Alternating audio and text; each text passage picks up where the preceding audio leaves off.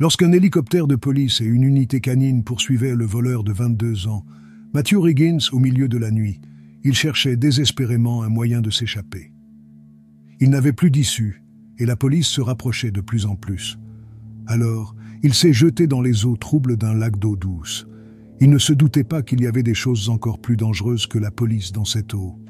Si vous aimez cette vidéo, n'oubliez pas de mettre un pouce en l'air et de vous abonner.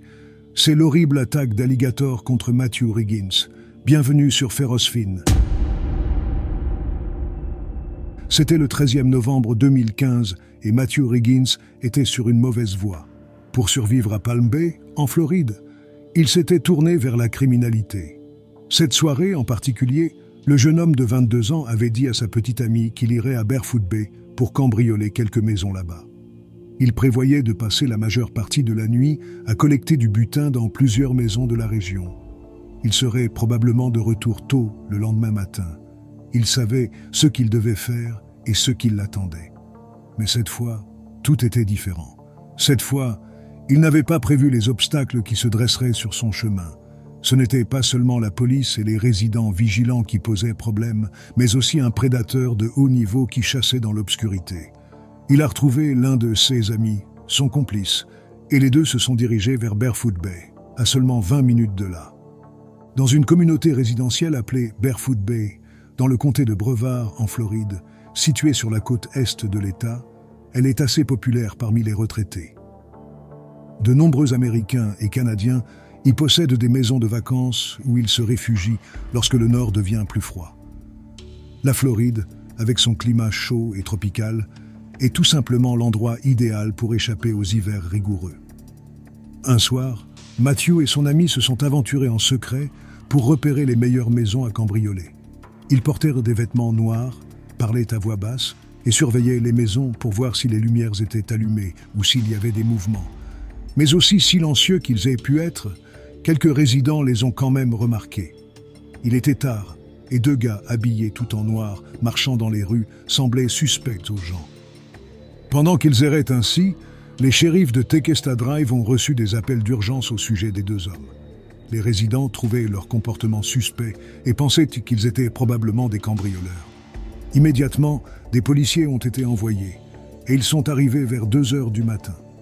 Il y avait eu des cambriolages dans la région auparavant et ils étaient déterminés à attraper les coupables cette fois-ci.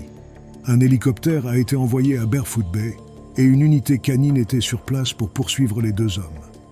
Sur la Royal Palm Boulevard, les agents ont finalement repéré les deux hommes. Lorsqu'ils ont réalisé que la police était à leur trousse, ils ont pris la fuite. C'était plus facile quand ils ont pris des chemins séparés pour éviter de se faire attraper, alors les deux se sont séparés. En fuite, Matthew a trouvé un coin sombre et s'est accroupi. Il a sorti son téléphone portable et a appelé sa petite amie. Il était sûr qu'ils allaient le capturer. Il lui a dit qu'il était pourchassé, que les chiens étaient à sa poursuite et qu'il pourrait ne pas revenir chez elle cette nuit-là. Il lui a dit qu'il se cacherait pendant un certain temps, jusqu'à ce que la chaleur de la poursuite se calme. C'était la dernière fois qu'elle a parlé à Matthew. Pour attirer les chiens sur sa piste, Matthew s'est dirigé vers l'eau. C'était un grand lac connu des habitants sous le nom de Barefoot Bay Pond. Mais la plupart des eaux en Floride sont connues pour abriter des alligators. On estime qu'il y a 3 millions d'alligators en Floride et ils vivent dans chaque comté de l'État. Les visiteurs entrent dans l'eau à leurs risques et périls. Mais dans l'excitation du moment, c'était probablement la dernière chose à laquelle Matthew pensait lorsqu'il a décidé de sauter dans l'eau peu profonde. Il avait commis une erreur fatale. Alors que les lampes de poche balayaient les rues et les ruelles à proximité, Matthew a glissé le long de la berge de l'étang et s'est enfoncé dans l'eau. Il a senti l'eau fraîche envelopper ses jambes et un frisson lui parcourir le corps. Il s'est caché derrière des buissons. Ses yeux étaient grands ouverts alors qu'il scrutait les maisons dans l'obscurité. Son cœur battait la chamade. L'adrénaline de la poursuite parcourait son corps. Se cacher dans l'eau lui semblait être la meilleure chance de ne pas se faire attraper par la police. Les chiens de recherche perdraient sa trace. Personne ne penserait à le chercher dans l'eau, mais maintenant, il était encore plus en danger qu'auparavant. Un chasseur silencieux se trouvait à quelques mètres seulement de l'endroit où Matthew s'était accroupi. Il ne l'avait pas remarqué. Dans l'obscurité, seules les narines et 2 yeux brillants au-dessus de la surface de l'eau auraient été visibles, tandis que sa queue propulsait son corps sous la surface.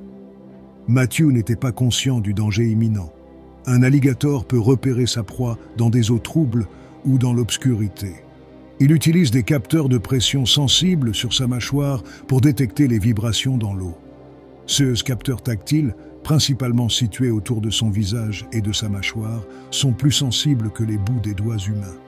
Ils permettent à l'animal de localiser sa proie avec une grande précision.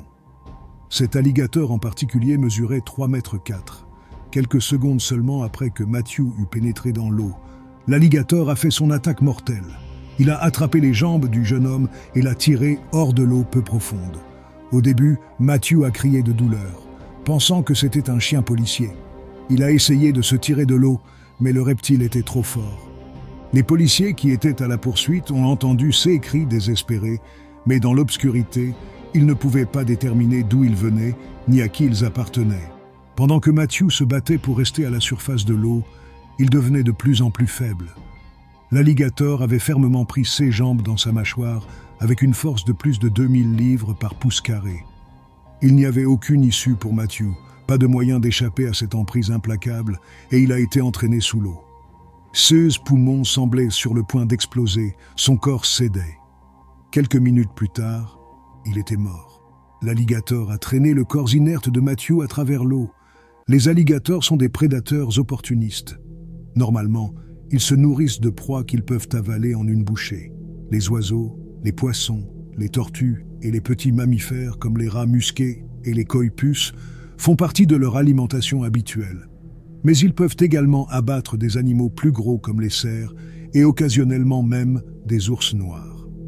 Ils attaquent généralement en saisissant la proie et en la tirant sous l'eau.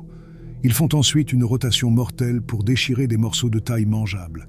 Ce soir-là, les policiers n'ont pu attraper aucun des 2 hommes. Et lorsque Matthew n'est pas rentré chez lui, sa famille s'est inquiétée. Ils l'ont signalé comme disparu le même jour. Mais ce n'est que 10 jours plus tard que le corps de Matthew a été découvert dans les eaux troubles de l'étang. Il avait été gravement mutilé et partiellement mangé. Il avait perdu ses membres inférieurs. À côté du corps de Matthew se trouvait un alligator incroyablement agressif. Il a essayé d'attaquer les plongeurs alors qu'ils s'approchaient, menaçant-les avec une mâchoire grande ouverte. Il avait abattu sa proie et défendait maintenant son repas. Lorsque les autorités ont signalé l'alligator agressif, la Florida Fish and Wildlife Conservation Commission a été appelée sur les lieux.